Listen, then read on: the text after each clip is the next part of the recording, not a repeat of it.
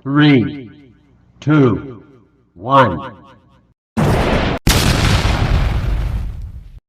Assalamualaikum warahmatullahi wabarakatuh. Selamat pagi Bapak Dr. Andes Haji Ahmad Mulyadi, Magister Pendidikan, dan Ibu Mimi Halimah, Magister Pendidikan, selaku dosen pengampu mata kuliah Pengetahuan Lingkungan dan rekan-rekan sekalian.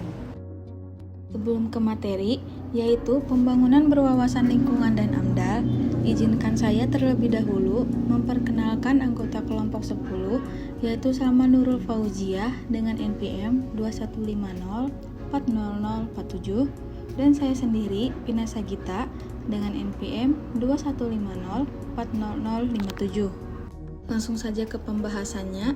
Apa itu pembangunan berwawasan lingkungan?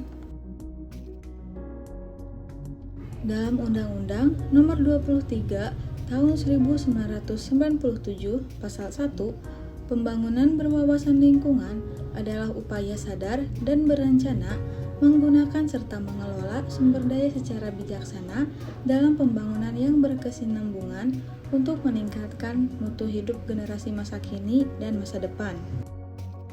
Menurut Hartono, tahun 2009, pembangunan berwawasan lingkungan pada dasarnya adalah suatu upaya pembangunan yang berjalan berkesinambungan atau pembangunan berkelanjutan atau sustainable development. Sustainable development adalah suatu proses pembangunan yang memanfaatkan sumber daya alam dan sumber daya manusia sebesar-besarnya dengan menyerasikan sumber daya alam dengan manusia sebagai subjek dan objek dalam pembangunan. Lalu, apa konsep pembangunan berwawasan lingkungan? Pada prinsipnya, konsep dasar pembangunan yang berwawasan lingkungan atau eco-development ialah ditujukan untuk mencapai sebuah sistem pembangunan yang berkelanjutan atau sustainable development. Pembangunan berwawasan lingkungan yang secara jangka panjang mengarah pada pembangunan yang berkelanjutan, memposisikan perlindungan ekosistem dan aspek-aspek sumber daya alam pada posisi yang sangat sentral. Lalu, apa ciri-ciri pembangunan berwawasan lingkungan? Yang pertama, pembangunan dilaksanakan berdasarkan nilai kemanusiaan. Yang kedua, pembangunan yang memperhatikan lingkungan fisik atau ramah lingkungan alam dan lingkungan sosial. Yang ketiga, pembangunan yang mencerminkan usaha peningkatan produksi nasional berupa tingkat laju pertumbuhan ekonomi yang positif. Yang keempat, pembangunan yang bertujuan menuju pemerataan atau keseimbangan pendapat antar golongan dan antar daerah. Dan yang terakhir, pembangunan yang memiliki usaha terus-menerus menjaga stabilitas ekonomi dan sosial budaya politik dan ekonomi.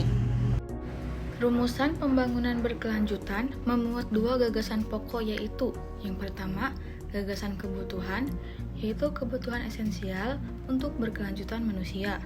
Yang kedua, gagasan keterbatasan yang sumber pada kondisi teknologi dan organisasi sosial terhadap kemampuan lingkungan untuk memenuhi kebutuhan kini dan hari depan. Nah, untuk memenuhi dua gagasan tersebut diperlukan syarat-syarat. Apa saja syarat-syaratnya? Yang pertama ada keberlanjutan ekologis, yang kedua keberlanjutan ekonomi, yang ketiga keberlanjutan sosial dan budaya, yang keempat keberlanjutan politik, dan yang kelima keberlanjutan pertahanan dan keamanan. Menurut kantor KLH tahun 1990 dalam Sohono tahun 2004, pembangunan yang berwawasan lingkungan dapat diukur berkelanjutannya berdasarkan 3 kriteria. Yang pertama, tidak ada pemborosan penggunaan sumber daya alam. Yang kedua, tidak ada posisi dan dampak lingkungan lainnya. Yang ketiga, kegiatan harus dapat meningkatkan usable resource. Prinsip pembangunan berwawasan lingkungan dibagi menjadi dua, yaitu prinsip khusus dan prinsip umum. Prinsip khusus pembangunan berwawasan lingkungan menurut Zia Ahan tahun 2004, sepintas lalu terlihat bahwa antara pembangunan dengan lingkungan hidup terdapat pertentangan atau konflik karena bila dilihat dari segi yang luas, setiap pembangunan selalu memiliki dampak terhadap lingkungan. Prinsip umum pembangunan berwawasan lingkungan yaitu suatu pembangunan yang berpegang erat pada suatu sumber daya alam dan dapat membantu mensejahterakan generasi yang akan datang supaya generasi yang akan datang tersebut dapat merasakan suatu sumber daya alam yang kita rasakan saat ini. Selanjutnya, ada permasalahan lingkungan yang mungkin timbul. Yang pertama, menurunnya daya dukung dan daya tampung lingkungan. Yang kedua, terjadinya penyusutan sumber daya alam dan lingkungan. Yang ketiga, penerapan standar mutu lingkungan hidup yang masih lemah. Dan yang keempat, masalah pemanfaatan dan pengutusan sumber daya alam seperti hutan, tanah, sumber daya air, keanekaragaman hayati, dan pesisir laut.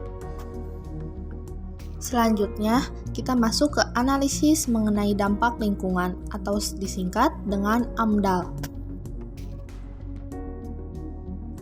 Apa itu AMDAL?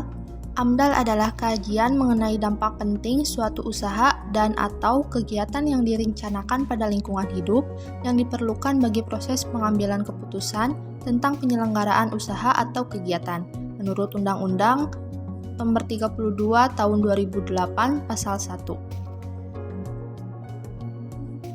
AMDAL sendiri merupakan suatu kajian mengenai dampak positif dan negatif suatu rencana atau proyek yang dipakai pemerintah dalam memutuskan apakah suatu kegiatan atau proyek layak atau tidak layak di lingkungan. Kajian dampak positif dan negatif tersebut biasanya disusun dengan mempertimbangkan aspek fisik, kimia, biologi, sosial ekonomi, sosial budaya, dan kesehatan masyarakat. Selanjutnya ada istilah-istilah terkait AMDAL. Yang pertama, pengertian analisis dampak lingkungan hidup atau yang disingkat ANDAL adalah telah secara cermat dan mendalam tentang dampak besar dan penting suatu rencana atau kegiatan. Yang kedua, pengertian rencana pengelolaan lingkungan hidup atau yang disingkat dengan RKL adalah upaya penanganan dampak besar dan pentingnya terhadap lingkungan hidup yang ditimbulkan dari akibat rencana usaha atau kegiatan. Dan yang ketiga, pengertian rencana pemanfaatan lingkungan hidup atau disingkat dengan ROL adalah upaya pemantauan komponen lingkungan hidup yang terkena dampak besar dan penting akibat dari rencana usaha. Selanjutnya ada tujuan AMDAL.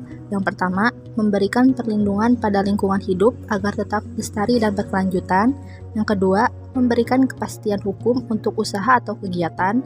Yang ketiga, membantu meningkatkan upaya pengendalian usaha atau kegiatan yang berdampak negatif pada lingkungan hidup. Dan yang keempat, memberikan kejelasan prosedur, mekanisme, dan koordinasi antar instansi dalam penyelenggaraan perizinan usaha. Selanjutnya ada fungsi AMDAL. Yang pertama, sebagai perimbangan untuk perencanaan pembangunan suatu wilayah. Yang kedua, membantu memberikan masukan dalam suatu proses penyusunan rencana pengelolaan dan pemantauan lingkungan hidup. Yang ketiga, proses memperoleh izin lingkungan rekomendasi utama untuk sebuah izin usaha. Yang keempat, sebagai referensi untuk pengajuan kredit utang usaha. Yang kelima, membantu proses perencanaan guna mencegah pencemaran dan kerusakan yang terjadi pada lingkungan. Dan yang keenam, mewujudkan tanggung jawab pemerintah dalam hal pengawasan dan pengelolaan lingkungan hidup.